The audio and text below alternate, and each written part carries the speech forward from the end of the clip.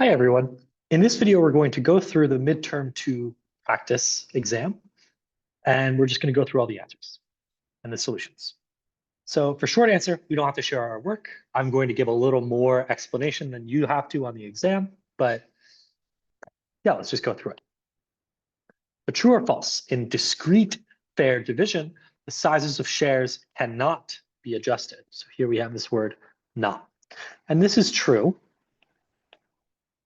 So in discrete fair division, this is as opposed to continuous fair division.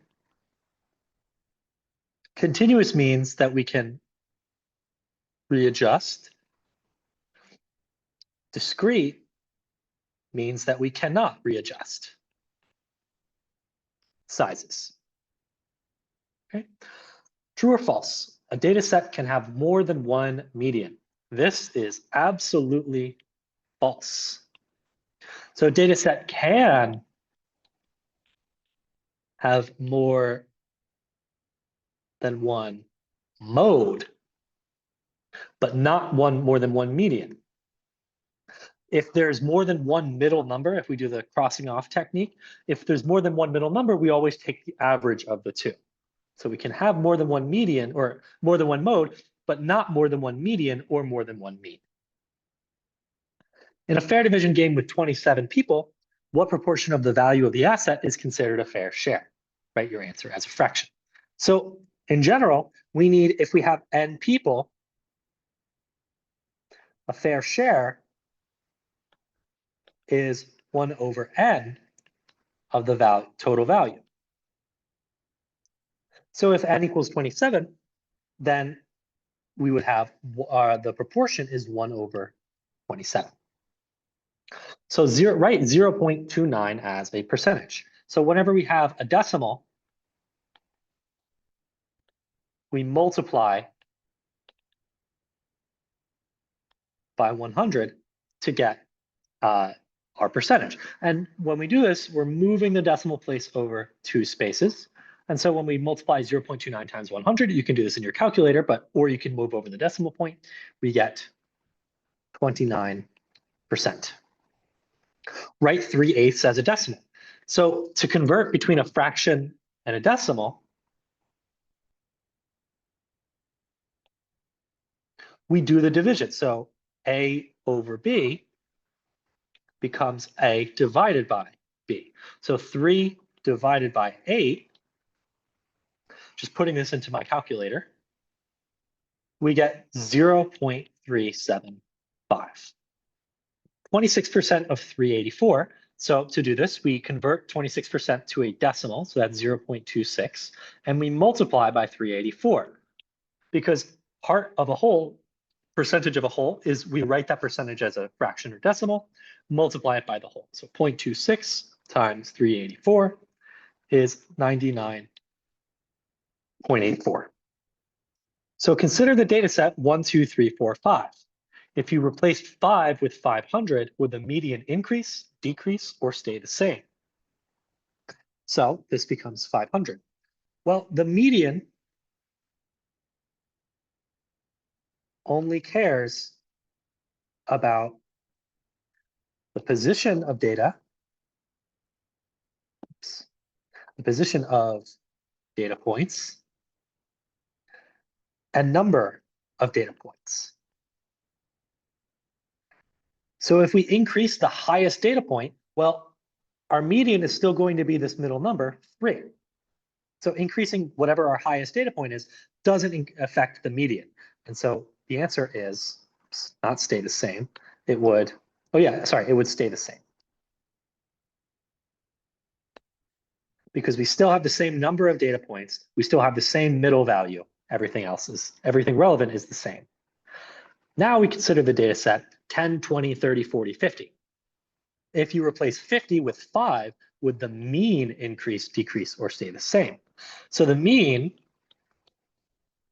only cares about number of data points and the sum of data points.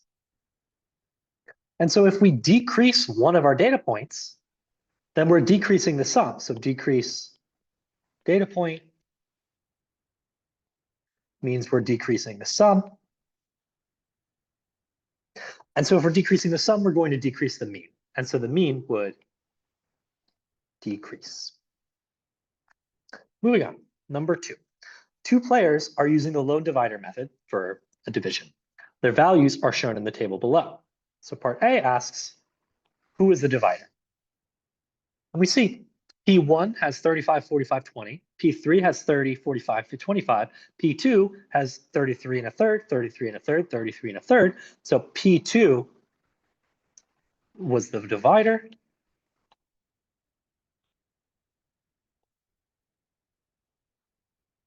Because they value all shares equally. Write out the bid list for the 2 choosers. So for P1, P1's bid list, well, they see S1 at 35%. The threshold, threshold for being a fair share for 3 players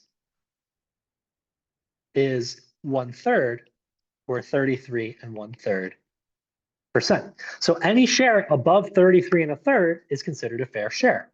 So P1 thinks S1 is worth 35%, which is above 33 and a third. So that's a fair share. P1 bids on S1. P2 will also bid on S2 because that's 45%, which is greater than a third.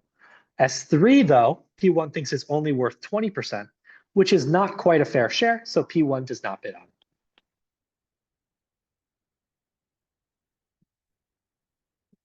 P2's bid list, sorry, not P2. We want P2 is the divider, but P3's bid list.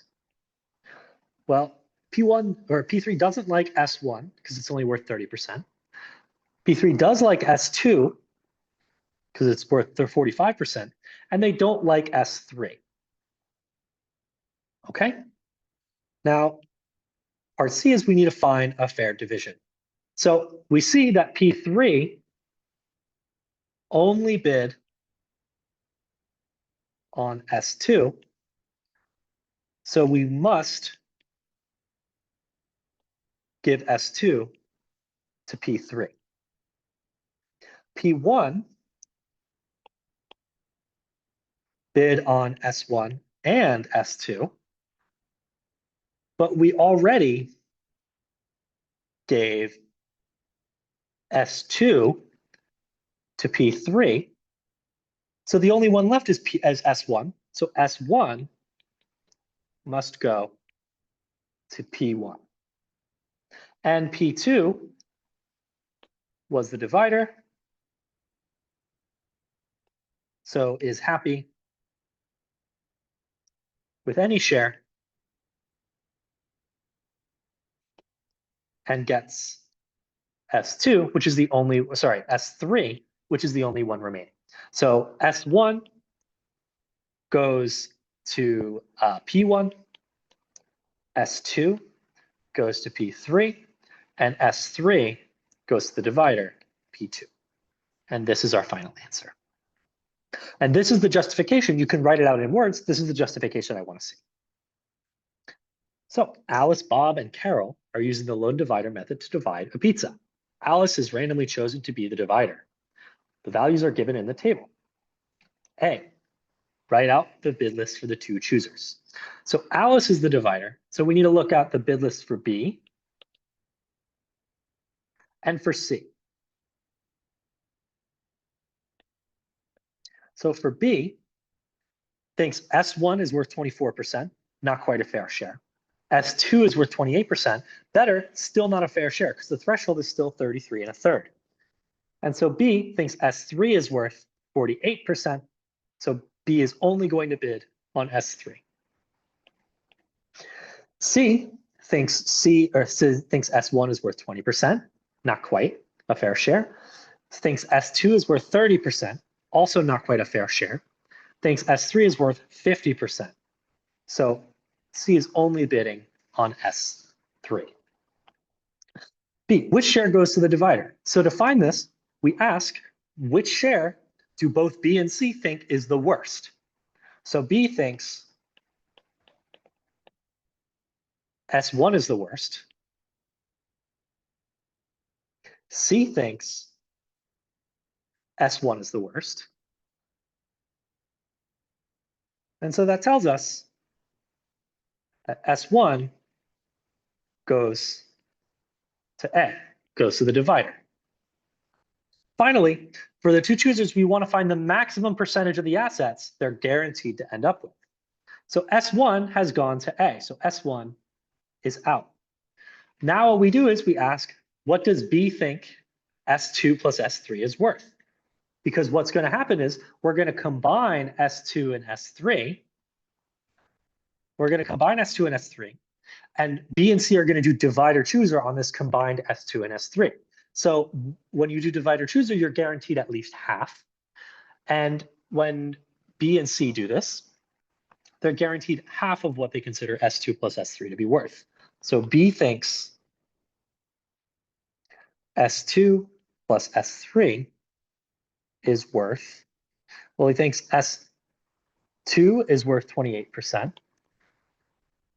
plus 48% equals 76%. And that tells us that after divider chooser, B is guaranteed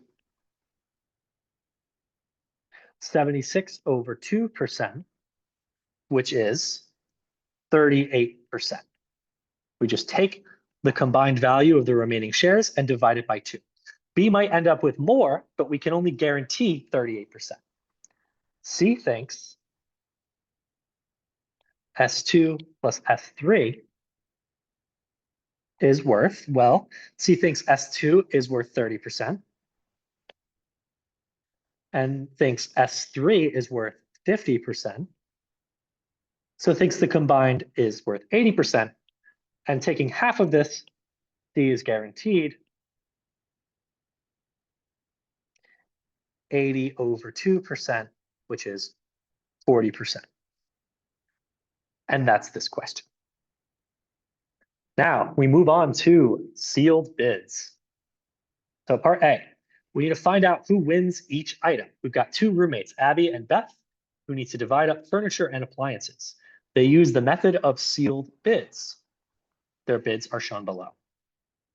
So who wins each item? So the coffee table, Abby bid 100, Beth bid 120. So Beth is going to win it. I'll just circle it. Abby is going to win the TV. Beth's going to win the toaster.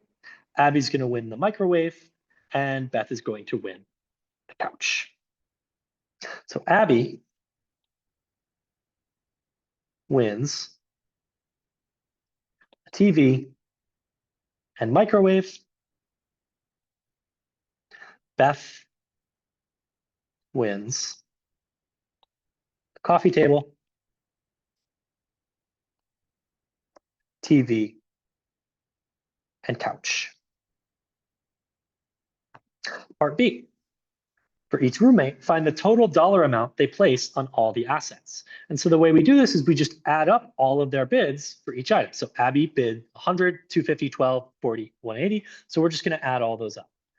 Abby total value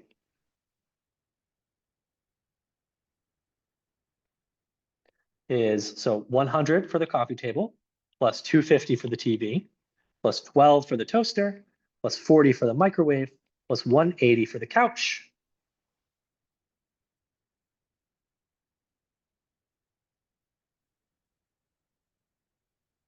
That's going to be a total of $582. So Abby thinks in Abby's opinion, everything together is worth $582. For Beth's total value,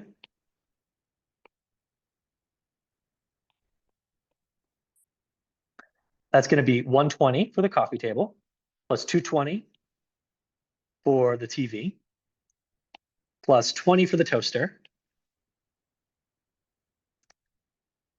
plus 30 for the microwave,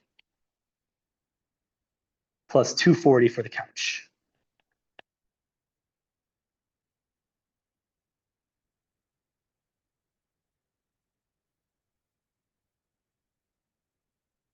So that's going to be a total of, oh, sorry, 120 plus.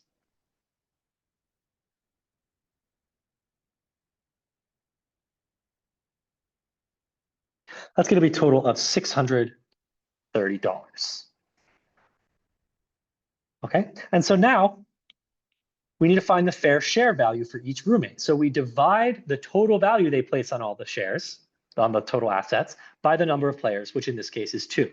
So Abby's fair share value is 582 over 2, which is $291. Beth's total value, or fair share value rather, is 630 over 2,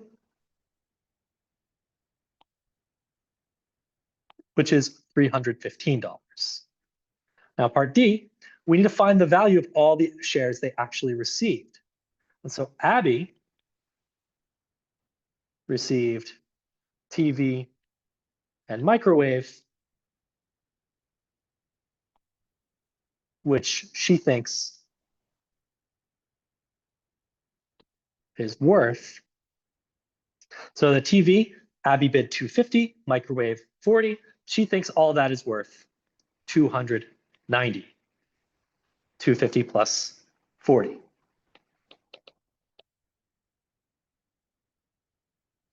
Beth received coffee table,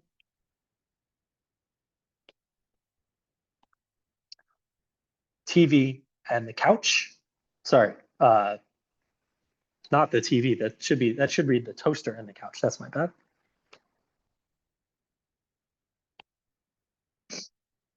Coffee table, toaster, and couch, which she thinks is worth. So she thinks the coffee table is worth 120. The toaster is worth 20. And the couch is worth 240. So that's 120 plus 20 plus 240 is 380. Now I'll have to condense this a little bit. Part E, determine how much each roommate owes or is owed by the estate. So Abby received $290 in value,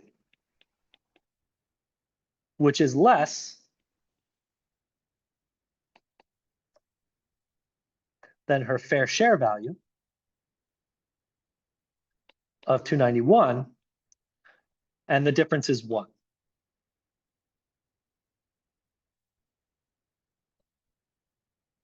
And that means Abby is owed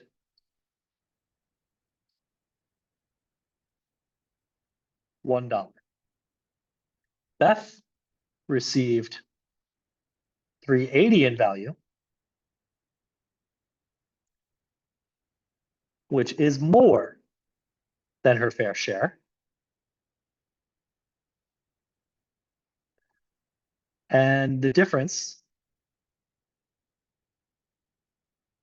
is, well, 380 minus 315 is $65. And so the difference is 65. So that means Beth, because she got more than her fair share, she owes $65. Now find the surplus value after the estate pays its debts. So F, what we do is Beth pays her $65, so sum of money owed minus sum owed to estate. So this is all the money that's being paid into the estate, which is $65, minus sum of money owed by estate. So 65 is owed to the estate minus $1, which is owed by the estate. $64 is our surplus. And so what we're saying is Beth pays in that $65. From that $65, the estate has to pay Abby her $1. The amount that's left over, 65 minus 1, is 64. So now G, I'll do this off to the side. I know it's not the best, but it's part G. So the surplus share, there's 64 to everyone's received their fair share in value, some combination of shares and money. Everyone is getting exactly their fair share, but we still have $64 left over. And so everyone has equal entitlement to that $64. So we just divide it by the number of players, which in this case is 2. So the surplus share is 64 over 2, which is $32. And then finally, by do this, part H. So Abby, the final settlement, Abby gets TV and microwave and is paid, well, she gets the $1 from the initial settlement plus the $32 from the surplus, which is $33. Beth gets the coffee table, toaster, and couch. And the surplus share, Beth gets $32 in surplus, but has to pay $65. So the surplus is less than what Beth is paying. So Beth is still going to be paying money. Beth and pays. Well, so she pays the $65, but then she gets $32 back in surplus. And so she's only really paying 65 minus 32, which is $33. And that would be our final answer. Okay, moving on. So now we've got a bit of a, this is incorrect. It should say 3 people. Okay, that's a typo, my bad.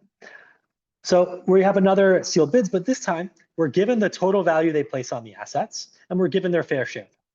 So we have fewer computations to make. So first we have to find out who wins each share. So for S1, the highest bid is $26, so P2 wins it. For S2, the highest bid is $150, so P1 wins it. And for S3, the highest bid is $13, so P2 wins it. So P1 wins S1, P2 wins S1 and S3, and P3 wins nothing. So part B, we need to figure out for each player the total value that they place on the shares that they win. So P1 wins S1, and sorry, that should be P1 wins S2. P1 wins S2 and thinks it's $150, so P1 gets $150 in value. P2 wins S1 and S3. They think S1 is worth $26, and they think S3 is worth $13, and so that's going to be $39 in value. And P3 gets nothing, and so they receive $0 in value. Okay, so now part P1, we need to figure out, using their fair share value and how much they actually received, how much they owe or are owed by the estate. And so P1 gets 150, which is higher than their fair share, because P1's fair share is only $60. The difference is 150 minus 60 equals 90. And so that tells us that P1 owes $90. P2 gets $39 in value, and which is lower than the fair share. The difference is, well, so P2's fair share is 53. The difference is 53 minus 39, which is $14. And because the amount they received is lower than their fair share, P2 is owed $14. And finally, P3 gets 0, which is also lower than the fair share.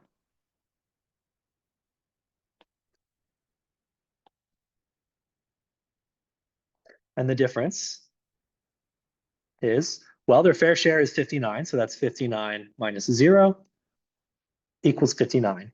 And so P3 is owed 59. And so this is an interesting case because P2 gets 2 shares and is still owed money because the 2 shares that P2 get are relatively low in value compared to the other share, S2. Now, part D, find the surplus value of the estate. And so the surplus is equal to sum of money owed to the estate,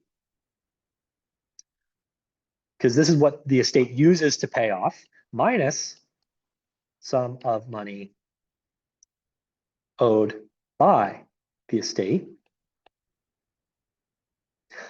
And so the money owed to the estate is $150. The only person who owes money is, sorry, not 150, 90. So the only person who owes money is P1. They owe $90. And from that $90, we're going to pay $14 plus $59. So the sum of money owed by the estate is 90. So the estate owes a total of 14 plus 59 is 73. And so the difference is 90 minus 73 is 17. Okay, so this is the surplus. And so the surplus, so part E, surplus share is 17 over 3,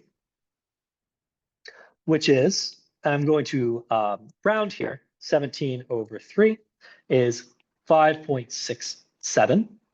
So that's what everyone gets of the surplus because there's only 3 players. So we have a surplus share of 1/3 of the surplus. And finally, the final settlement. So P1 wins S2 and pays. So they were paying $90, but then they received 5.67 back. So they pay 90 minus 5.67, which is 84.33. P2 wins S1 and S3 and is paid. Well, they get their initial amount owed, so that's 14, plus the surplus share, 5.67, which is 19.67. And then finally, P3 wins no shares and is paid $59, which is their fair share amount, plus their surplus share, which is $64.67. Okay. And that's going to be it for this video. I'm going to finish off the rest of this in a part 2.